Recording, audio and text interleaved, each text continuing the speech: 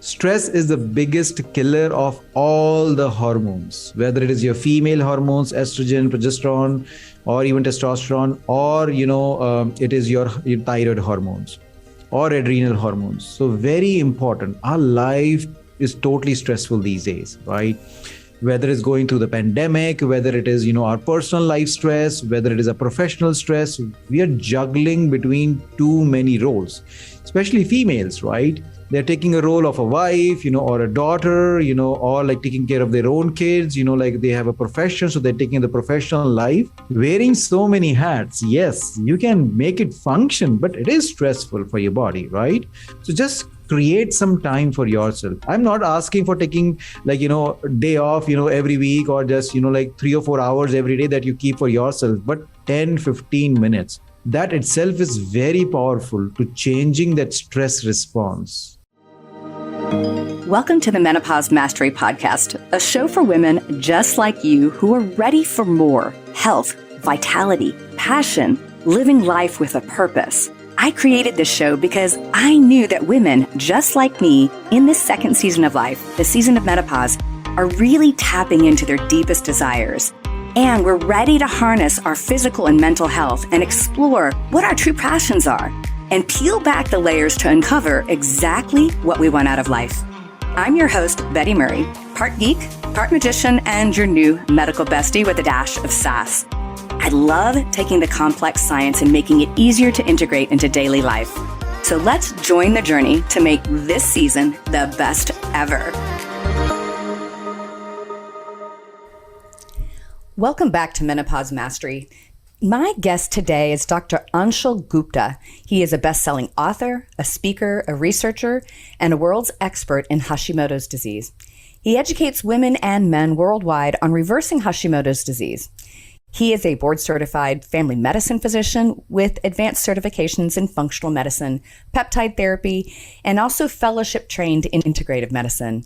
He's also worked at the prestigious Cleveland Clinic Department of Functional Medicine alongside Dr. Mark Hyman, and he's helped thousands of patients reverse their health issues by using the concepts and the underpinnings of functional medicine.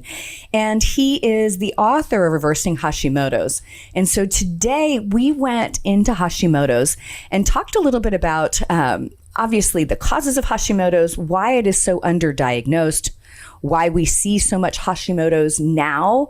Comparatively 18 years ago when I opened my clinic, we saw quite a bit of it, but today it is truly epidemic. And so I think a lot of women and probably men are walking around today either brewing Hashimoto's or have Hashimoto's, and they don't even realize it. So today, Dr. Gupta and I really went in deep on what's really going on there and, what are the underlying triggers and causes. And then he outlined a very simple protocol that I think anybody that's trying to, repair their thyroid would benefit from. That's in his book, Reversing Hashimoto's, but really how to take charge of that. So listen in today with Dr. G and I talking about reversing Hashimoto's. So, Dr. G, your specialty is all about Hashimoto's. So tell me, what inspired you to really deep dive into Hashimoto's? And I know you wrote a book called Reversing Hashimoto's. What really prompted you to go down that rabbit hole? Yeah, Betty. So I think all of us, have similar stories that we ourselves went through some health scare which prompted us to kind of go into these particular fields of functional medicine or holistic medicine. So my story is very similar. I was a regular family physician just out of residency, couple of years into the private practice, busy private practice, I was going through that. But I started having certain health scare symptoms. I started gaining weight, even though I did not change anything with my lifestyle. I was having this horrible stomach pain. Randomly during the clinic or even in the night hours, I will have the stomach pain and this will make me double over. The pain was so bad. Sometimes I will think over, okay, I should go to the emergency room. But I thought, well, what are they going to do? They're just going to mask the symptoms of the painkiller, right? But I need to go to the root of the problem. But obviously there was no root cause approach in conventional medicine. So I just had to suffer. I started taking some medications to help with it. Nothing, made anything better. Other symptoms started creeping up. I was feeling very, very tired. During the afternoon hours, it was very difficult just to go through the whole day. I was either drinking 2 or 3 cups of coffee or maybe taking a nap during the day. After my day was done, It was very difficult for me to concentrate on anything at all. Kind of brain foggy symptoms, I was going through. So all of these things were going on, like I tried my own self treating it, nothing was getting better. So I thought maybe I'm not a smart doctor. Let me get all these specialists on board so that they can help me out. I went specialist after specialist, like GI specialists, allergy specialists, other things. They did endoscopies, colonoscopies, ultrasounds, blood work.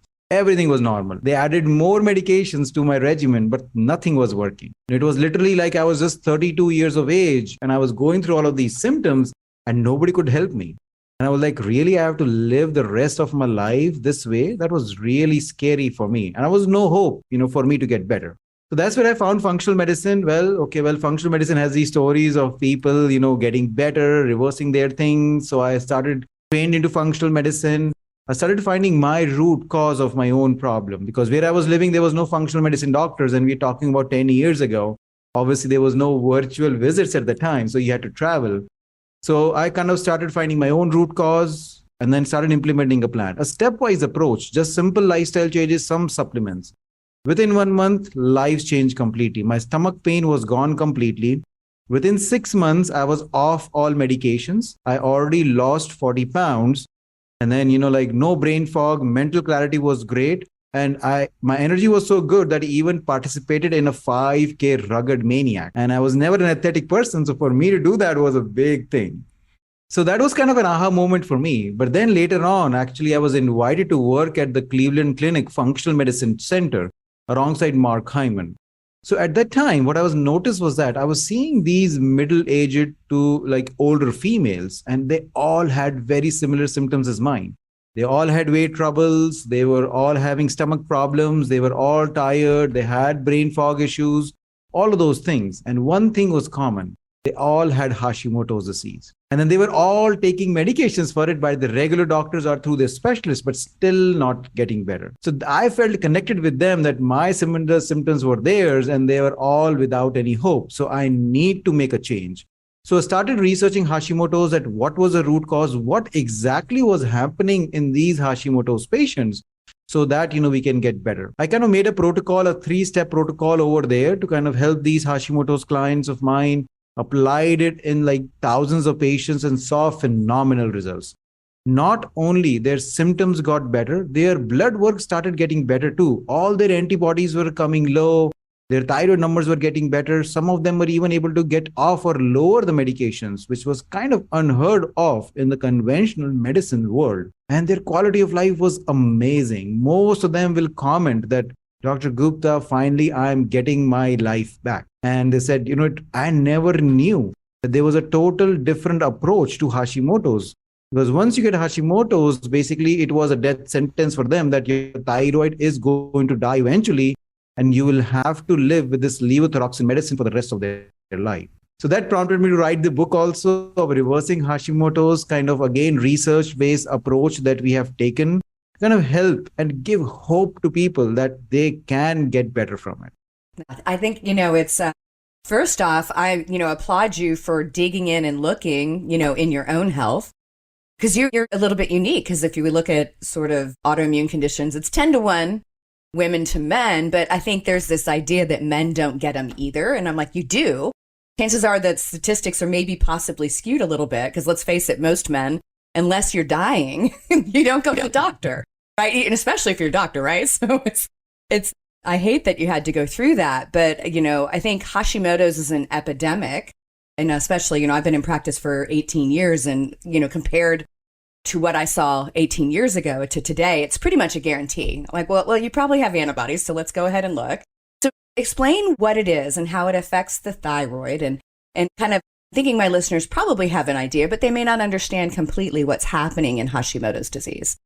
Absolutely. So again, the unfortunate part is that a lot of people know about thyroid disorders, and a lot of females have been diagnosed with thyroid disorder, but they don't know that whether they have Hashimoto's or not and what kind of thyroid disorders they have, right? So just kind of introduction about these things. So thyroid disorders are basically two kinds that, conventional medicine recognizes. Either it's a hypothyroidism, where your body is not making enough thyroid hormone, which is the most common diagnosis. That's the treatment of levothyroxine. Or hyperthyroidism or Graves' disease, where your body is making too much of the thyroid hormone, which is kind of a little bit lesser, like in incidence as compared to the hypothyroidism. Now, hypothyroidism, if you dig deeper, has two causes. Either it's iodine deficiency or it is actually Hashimoto's disease. So as you correctly pointed out, when initially Hashimoto's or even hypothyroidism was kind of a thing, it was finally discovered, then the number one reason was iodine deficiency, because we didn't know about the iodine kind of usefulness and we did not have the ability to add it to a lot of food. So that was the number one reason. But then we started adding iodine to our food, like either to table salt or other fortified food. So we saw that the iodine deficiency was almost going away. But then the incidence of thyroid disorders was not going down as expected. It was actually increasing in the last decade, right? So now the number one reason of hypothyroidism is Hashimoto's and not iodine deficiency. And what people don't know is that Hashimoto's is an autoimmune condition. What that means is that your body is producing antibodies, which is attacking your thyroid gland 24/7, 365 days. And the eventual product of destroying the thyroid gland is hypothyroidism. So that distinction is very important to need. And the worst part is that most people don't know is that the medicine they are taking, the levothyroxine, is not doing anything to help with the autoimmune process or this underlying process. It is just putting a patch or a band-aid of letting or giving people external thyroid hormone, and slowly the thyroid is going to be destroyed. So this thyroid hormone need will keep on increasing slowly and slowly. So it is very important for people to know, actually go to their practitioner, get some basic tests done to check if they have Hashimoto's antibodies or not. Because if they do have it, then they need to take certain steps to prevent this damage from happening. Yeah, it's so frustrating because I'm sure you obviously see this every day because you wrote a book about it, but you'll have somebody come in and they're hypothyroid, probably been on medication for a long time. And I'm like, do you know if it's Hashimoto's? And they're like, I don't know. That's kind of why I'm here. I want to know more. And, their doctor will tell them it doesn't matter. It doesn't matter because you're just going to be on thyroid medication, which is basically saying we don't care about what started it and what's causing the underlying problem. We're just going to wait for your thyroid to die. And then the underlying sort of understanding from that doctor is we're just going to put in this medication and then everything's going to be steady. But Hashimoto's has a lot of variability, right? It's got, it doesn't stay steady. Talk a little bit about that, because I think people think they're just going to be tired and fatigued, but there's all these other symptoms that go with Hashimoto's and they don't stay static. So talk about the variability, because I think that frustrates a lot of people with Hashimoto's. Absolutely. You kind of, brought a very interesting topic, because a lot of people that come to see us, like I saying that, my thyroid fluctuates. Sometimes I need high medication, sometimes I need low medicines. I'm kind of a roller coaster ride. Like every morning when I wake up, I don't know where I will be. One day I'll be tired. The other day I will be like anxious. The third day I will be depressed. Or the fourth day, I will have this horrible brain fog. And I don't know what is happening with me. They go to the regular doctors. Obviously, their blood work looks absolutely fine. So they are told, well, it is in your head, right? You're making up these symptoms. Like these symptoms are not real because your blood work is looking normal. But in reality, it's the Hashimoto's, right? Because it's an autoimmune process.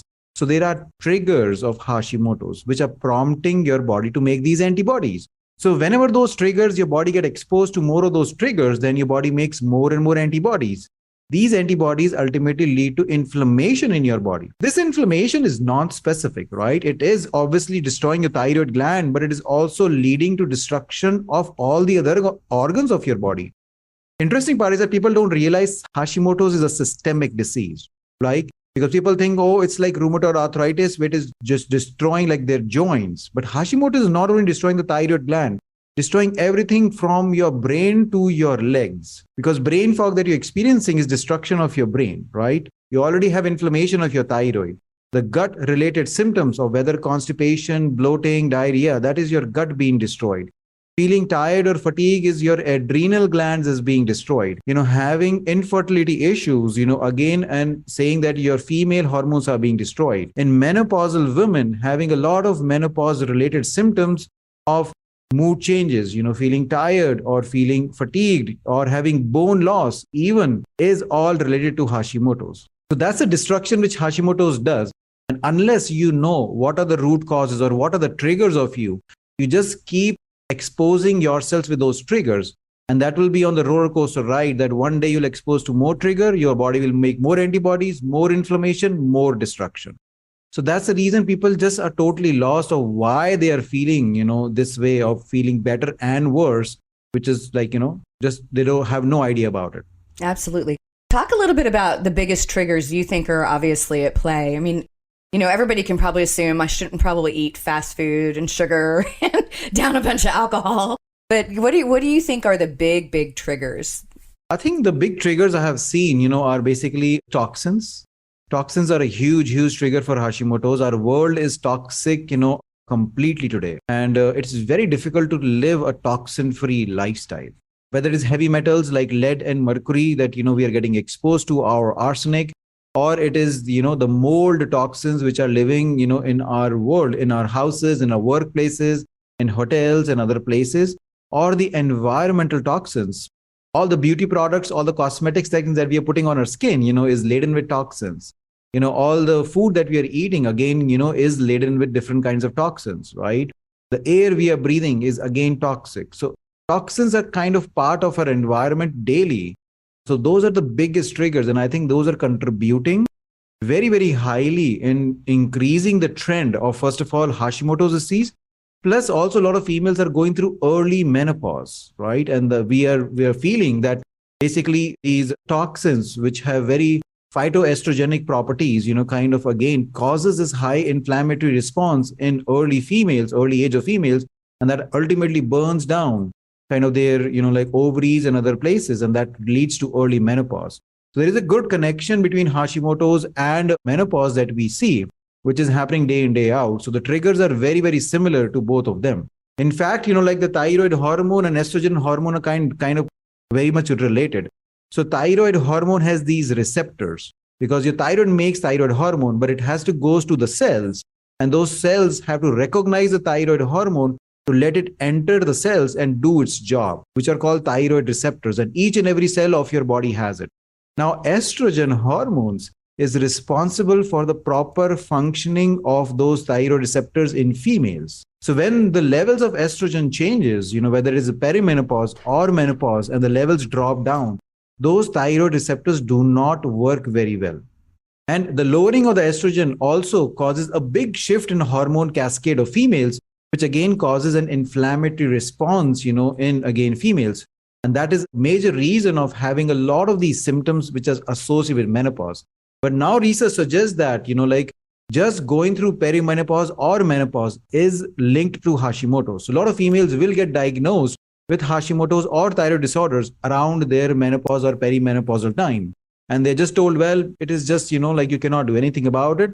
It is the nature's call that, your hormones are going away and you just have to suffer to it. But in reality, that is not true, right? You can do things which can improve stuff. But it's very important, for females to know that menopause or perimenopause is a very big trigger itself for Hashimoto's. Absolutely. It's none of us women, and even men go through andropause. It's just a more subtle change, right?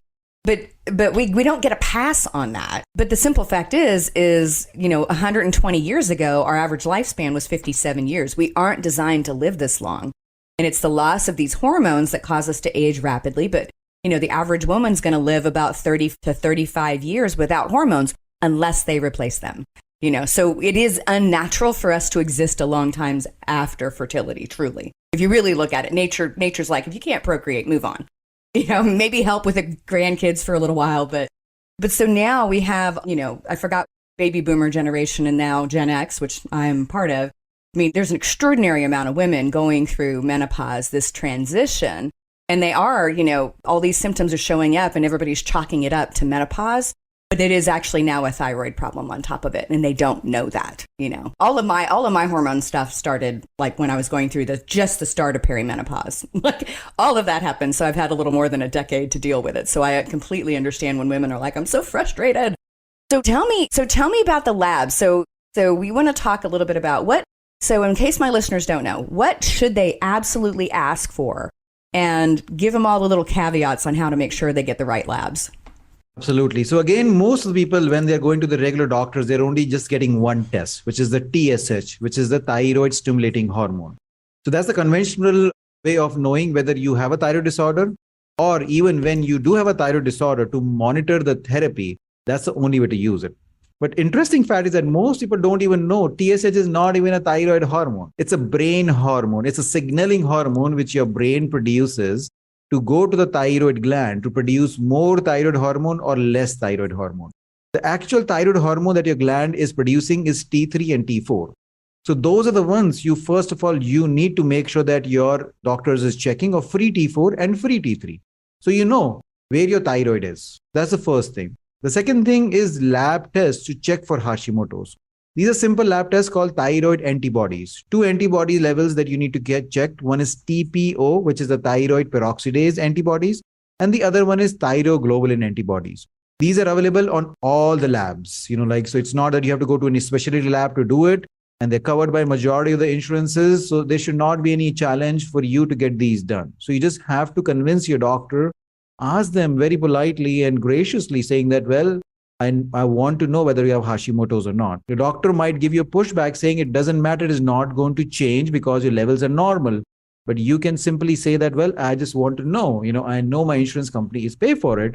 So can you just please order those tests and I want to know about it. A lot of doctors will check them once and they will not check it again because according to them, once you have antibody levels, they always go up, right? So they said, well, why to check anything when I cannot do anything about it? My patients are going to ask me questions. This level is going up. What are you going to do about it? And they will say nothing because literally they don't know anything about it. But as I shared that, through our protocol or functional medicine protocols, we see great results with reducing these antibodies, even going all the way to zero or negative, like these antibody levels. So it is a possibility. So if you are doing some things to make these antibodies better, then it is definitely a good choice to monitor them. But at least initially know whether you do have Hashimoto's or not by checking these antibodies and getting a complete thyroid panel of T3, T4, so that you know like what is going on with your body. Because, data is great, you'll understand why you're feeling the way you are. And, finally you will get closure in terms of a diagnostic thing, because as you correctly mentioned, 90% or more females will have Hashimoto's, but only 50% of them will actually have a test done for Hashimoto's. So that's the statistic, which is kind of scary. Yeah. So talk to me about a little bit about your approach and how you look at it, because obviously we take a very different approach than conventional medicine, because again, conventional medicine is going to go, well, you're just going to continue down this road, take, levothyroxine, and we can even go back to that a little bit.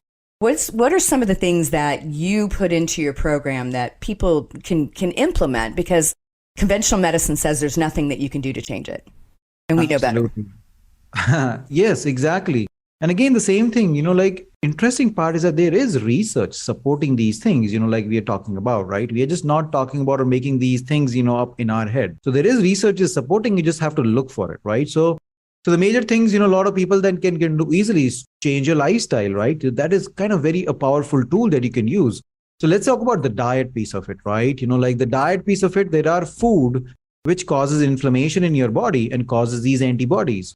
And there are foods which reduce inflammation. So the bottom line is that stay away from food which is inflammatory causing, which are like gluten, dairy, sugar, processed food, processed kind of dairy, all of those things. Just stay away from all of these things. They are definitely causing inflammation, adding no nutritional value.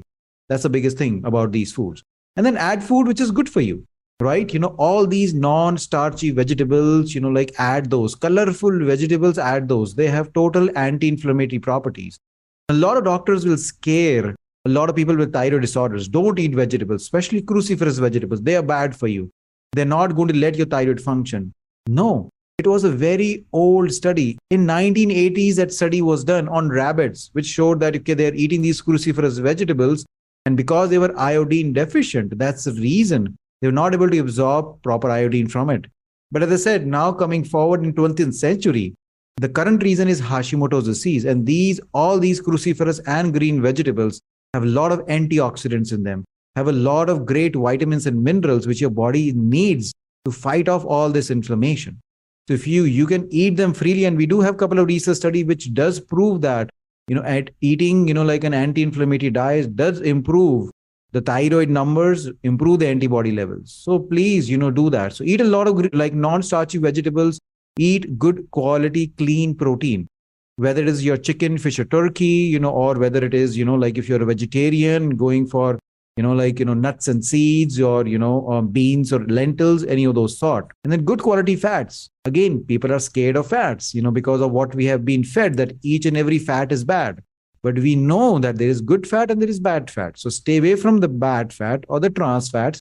But your body needs good fat to function, right? All these omega-3s that our body needs is to fight inflammation, to reduce immunity. So, not immunity, but autoimmunity. They actually boost your immunity. So that's the reason good fats are great. Like all that's, like olive oil, coconut oil, fatty fishes, nuts and seeds. All of those things are great. And these are simple things that you can implement today that will change the trajectory of your Hashimoto's disease. So that's the number one thing that I kind of recommend a lot of my folks to work on. The second thing I recommend is stress management. Stress is the biggest killer of all the hormones, whether it is your female hormones, estrogen, progesterone, or even testosterone, or, it is your thyroid hormones or adrenal hormones. So very important. Our life is totally stressful these days, right? Whether it's going through the pandemic, whether it is, our personal life stress, whether it is a professional stress, we are juggling between too many roles, especially females, right? They're taking a role of a wife, or a daughter, or like taking care of their own kids, like they have a profession. So they're taking the professional life, wearing so many hats. Yes, you can make it function, but it is stressful for your body, right? So just create some time for yourself. I'm not asking for taking day off, every week, or just, 3 or 4 hours every day that you keep for yourself, but 10, 15 minutes. That itself is very powerful to changing that stress response, right? So cultivating a hobby, just doing deep breathing exercises, meditating, being in the nature, anything like that, which is stress reducing for your body, is going to have a very great impact on all of these hormones. They're going to reduce it. And we all need it. Like a lot of people think that, well, I don't react to stress. I don't feel stressful. But your body is feeling the stress. It is a physical stress. We're not even talking about the mental stress over here. So I think those are the two top things if people do on their own or working on their diet and stress, easily they can start today and then can implement it.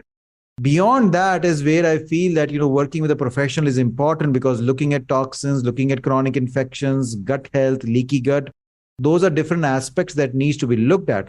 But those are a little bit more advanced things that needs like a professional eyes to kind of work through that process. Absolutely. So obviously you really feel and know that Hashimoto's is reversible in many cases, or at least sometimes, we can get the medications down, we can do other stuff.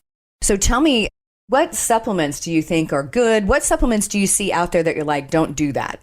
I'm sure there's probably some of those too. Are there things that you're like, these are things that you want to make sure that you have enough of, or something you're taking something? Yeah, so I think there's some basic supplements like vitamin D, for instance. I think everybody knows about it, but I just want to give a plug about vitamin D all the time. It's a great vitamin. It's a great hormone itself. Helps with menopausal symptoms, your bone health, your mood, your brain health, as well as with your hormonal health in Hashimoto's too. So make sure, your vitamin D levels are great, between 40 to 60, a minimum, you should keep your levels into. Take a vitamin D supplement, very easy to do that. The next thing for the antibodies and Hashimoto's is selenium. Time and again, we have several research studies that shows that taking a selenium supplementations help improve the antibody levels and help improve your thyroid health, because selenium is needed by your thyroid. It is needed to help produce your thyroid hormone, as well as of conversion of thyroid hormone, which is from T4 to T3. So selenium is a great supplement to help reduce inflammation in the body too. So I think, selenium is one supplement. Anybody who has Hashimoto's should be taking it. The next one is zinc. Again, zinc is a great supplement. We all know that it boosts the immunity. It keeps, your immunity in good shape, so you don't get these viral infections and the infections. But what people don't know about is that zinc is also needed by the thyroid gland. Again, zinc is needed by conversion of thyroid gland from T4 to T3. And again, improving your inflammation levels. So that's where zinc is another supplement. So interesting fact was that most of the research studies suggest that when they take zinc along with selenium, the combination of two is actually what reduces the antibody levels. Selenium alone does work, but zinc alone doesn't work for most people along if it is not taken with selenium itself. So these are the things. The next one is magnesium. Magnesium is again one of the important minerals that I think everybody should be on. The problem with magnesium is that most of our food is actually low in magnesium. So there was a research study done which compared, like our food, which was from 1980s to 2010. And what they saw was that the magnesium levels in food has decreased dramatically because the soil is deficient in magnesium. So that's the reason we all have to unfortunately take magnesium, even though we might be eating a healthy diet. And magnesium is needed for more than 300 processes in your body. So great supplement, again, thyroid needs it, which again has shown in some research studies, which improve the vascularity of the thyroid gland. So again, in return, improves the thyroid hormone functioning. So magnesium is, again, that supplement that should be taking about it. The most controversial supplement out of those is the iodine. Like as we discussed, and the iodine deficiency can cause thyroid disorders. But now what we know is that excess iodine also is linked to Hashimoto's. The worst part is that we don't have a research study which has, studied a proper dosage, saying that, okay, well, 50 micrograms of iodine will cause Hashimoto's and 200 will actually also cause it. So you have to be in between those. So we don't have a research study to know the numbers about it. And the even tough part is that there is no perfect test to check for iodine levels. We do have kind of, a blood test or a urine test to check for it, but those are not perfect. That's the case. So that's a controversial topic. I'm sure you might have, heard about some people talking about, absolutely everybody with Hashimoto should have iodine onto it. And other people will say, no, absolutely not. That's the wrong thing to do. So it's a controversial thing. I am in the middle, if you ask me, I feel yes, too much is also too much and too little can be an issue. So generally, I try to kind of focus people on that if you're taking food sources of iodine, either fortified food, or if you have salt, which has iodine added to it, or if you're eating food like, seafood, like sea kelp, and other things, seafoods, which are high in iodine, then I think their body has enough iodine because we don't need too much iodine. I think food sources are good enough. That's where I am. So I don't give too high of iodine through supplementation. I'm so glad you said that. So glad. It's a pervasive, inaccurate recommendation floating around, and it's especially pervasive on social media and the internet. And there's all these supplements that have like 1,600 times the amount of what we're supposed to have, and people are taking them and they can't figure out why their Hashimoto's won't get better. And I'm like, because it's causing your Hashimoto's. I'm like, oh my gosh. But it's still, I feel like all of us that know this need to be screaming it from the top of the mountains, because I think it's still very pervasive. So it's about the right amount, not too much, not too little. That is true. And again, so important, right? Again, we have the research studies done. So I don't know why people do not look at the research studies and take, an approach which is completely research based. And we all know, it's too little is, okay, well, it's bad, but too much is also bad, right? If something is good, doesn't mean that you just can keep giving more and more, right? There is a balance of each and everything that our body needs. So similar thing is with the iodine too. The other supplements which I always caution people about is detox supplements. A lot of people, as soon as they hear me talking about, toxins are the major issues, they start researching on internet, they find a couple of the detox protocols and start using them. No, detox is the most complicated thing your body goes through. And just a simple detox protocol online, which actually going to make things worse for you. There are different phases of detox, phase 1, phase 2, and phase 3, right? So very important to understand those. And everybody have an individual detox, system of their own. And your detox, way of detoxifying might be a little bit different than other person. So a simple detox protocol is going to make things worse. People do not do that. I see so many horrible stories or hear about it. People start these detox protocol. They felt worse. They kept pushing for it because people said, it's just going to get worse before it gets better. No, it's not real. If you're feeling awful about some things, then please do not do those. Because people land up in the hospitals or emergency room because of these detox reactions. Things can damage your body. These supplements are just not candies, right?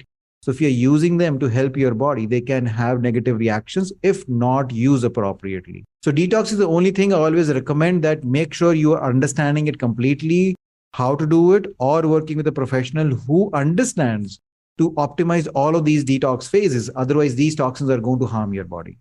Yay. Thank you. Thank you for saying that one too. I know of several practitioners that are like, we start with chelation first. I'm like, oh my gosh. Oh my gosh, that's like the last thing on the road. So yes, because detox is fascinating, but it's a complicated thing. And the more we understand about genetics, the more variability everybody has in those pathways. And so I really think that people need assistance with those things, that you can't just pick up a protocol and just run with it. So tell me, so tell my listeners a little bit. So obviously in your book, you kind of walk through this progression of how to do the diet and lifestyle processes. I mean, it's laid out very simply for them in reversing Hashimoto's, so they can start taking some of their own actions. How long does it usually take for people reading your book and patients to kind of go, wow, okay, things are much, much better? So book actually has been written in a very simple language, because obviously, there are other people who have written books, which is like kind of complicated for a lot of folks. And people with Hashimoto's are already struggling to kind of understand or follow difficult protocols. So the goal was to give them research-based information in a very simple language. So most likely, most people are able to go through the book within like 4 or 5 days, so that, they understand what is going on. So the 3 steps, like in the book, is basically the very first step is identifying the root cause, right? So I have basically figured out there are 5 major categories of root causes which are playing a role in Hashimoto's. The number one being food sensitivities, which we spoke about. The second one is stress that we spoke about. The third one is toxins, right? Again, that is a major role. The fourth one is nutritional deficiencies, like how I spoke about that a food itself is low in nutrients. And the fifth one is infections. Like we know that Epstein-Barr virus or infectious mononucleosis has in so many research studies shown that it can be related to Hashimoto's. But there are other infections like different kind of parasites in your gut, candida infections, chronic infections like Lyme disease and all the other things. So these can be linked to Hashimoto's also. So first of all, figuring out the root cause. Obviously, root cause approach is a little bit difficult to figure out things on your own. So in the book, kind of I give them some questionnaires for help people to understand, okay, well, is that particular root cause related to them or not? So by kind of asking a few questions to themselves, they might be able to figure out. One caution I have for people is that most people are again linked or thinking about just one root cause. What I feel is that most people have more than 2 root causes. So if you find confused that, I have this and that, yes, so that is perfectly normal. If you find just one root cause, most likely you're not looking deep enough, because there is more than 2 root causes playing a role. So that's the first thing that people need to do. The second thing is start fixing their thyroid. So in that aspect, we made, this mitothyroid diet, which we kind of, briefly talked about. Then we have certain supplements, which again we spoke about, that helps with reducing inflammation, rejuvenating the thyroid gland, and then replacing some of the vitamins and minerals that most commonly are low in a lot of thyroid patients. That's the second step. The third step is removing the toxicities. The removing the toxicity piece is removing stress, which is a toxicity. Removing infections or immunity, improving your immunity, which is again a toxicity. And the third one is the toxins. And obviously, we are not giving you a detox protocol over there. We are just talking about how you can improve or lessen the burden of toxins in your body, right? So those are the things. So I think these 3 steps, if people start understanding those and implementing those, they start feeling great in 6 to 8 weeks. And then if they repeat their antibodies, the antibody level starts going down in 3 to 4 months. And then obviously the antibodies keeps on improving, like the more or the longer you follow the protocol. And I think between 6 months to 1 year is the maximum benefit in the antibody levels that people will see. But I think just feeling good in general, they will start feeling a change in their body within 6 to 2 weeks of implementing the protocol. Awesome. Are there any risks that you would outline to somebody to say, okay, here's some side effects to, going through your protocol? Are there any things they need to kind of watch for? Again, making major changes, right? Let's say a person, diet is really, really bad, right? They're drinking at least 5 to 6 cups of coffee and drinking 4 or 5 glasses or bottles of soda or the too much sugary things. Now, if they're going to stop those things very next day, yes, they are going to feel it in their body, right? They'll feel more anxious. They will have those withdrawal symptoms, right? So then for those people, depending on where you are, start slow so that your body gets used to it. So your body gets adjusted to it. So very important thing. And with the supplements, again, understand what is your body needs, right? Again, as we discussed, some people will think, this supplement, let's say selenium supplement is helping me. My antibodies are going down. Let me start taking 5 pills in every day of the selenium supplementations, even though recommended dose is only 1, right? So no, more is not good. So very important to kind of, work with your body, understand what you're doing, and then follow these things. And then just be gentle with your body, be friends with your body, your body is your own. So you don't have to be very drastic. And if you're feeling worse, that's the thing I always tell, whether people work with me directly or they're just kind of, reading my book and implementing things. If you're feeling worse, that means something is not right. So if you're feeling worse, don't use a protocol, stop then and there, talk to your health professional before moving forward. Because in this protocols, people will only feel good. They should not be feeling worse. Awesome. Awesome.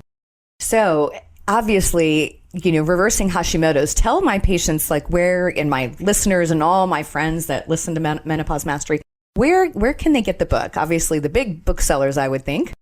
Absolutely, yes. So I think Amazon is a great place to kind of order the book. We have a great Kindle version. So people who want to read online, they can do it. But obviously, they can order the physical copy of the book, from Amazon. They can go on our website and also do it. But again, it'll ultimately go to Amazon. But obviously, the other big stores also have the book on it.